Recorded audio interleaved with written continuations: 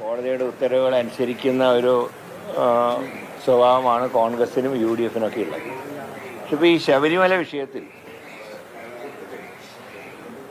ഈ സ്വർണ്ണക്കൊള്ള കണ്ടുപിടിക്കാൻ ഒരു മാർഗവും അവലംബിക്കാൻ ഇപ്പോൾ സർക്കാരിന് കഴിയുന്നില്ല. കാരണം SIT-നെ ഹൈക്കോടതി ചുമതലപ്പെടുത്തിയ സാഹചര്യത്തിൽ അവരാണെങ്കിൽ റിപ്പോർട്ട് പൂർണ്ണമായിട്ട് ചാർജ് ഷീറ്റ് കൊടുക്കുന്നതുമില്ല. സർക്കാരിനൊന്നും ചെയ്യാനും കഴിയുന്നില്ല. ഇപ്പോൾ കഴിഞ്ഞ ഇലക്ഷൻ കാലത്തൊക്കെ കുറേ വൈറലായതാണ് സ്വർണം കെട്ടവൻ ആരപ്പാണ്. പക്ഷെ ആ കേസ് തെളിയിക്കണമെങ്കിൽ ഒന്നുകിൽ SIT ചാർജ് ഷീറ്റ് കൊടുക്കണം, അത് കൊടുക്കുന്നില്ല.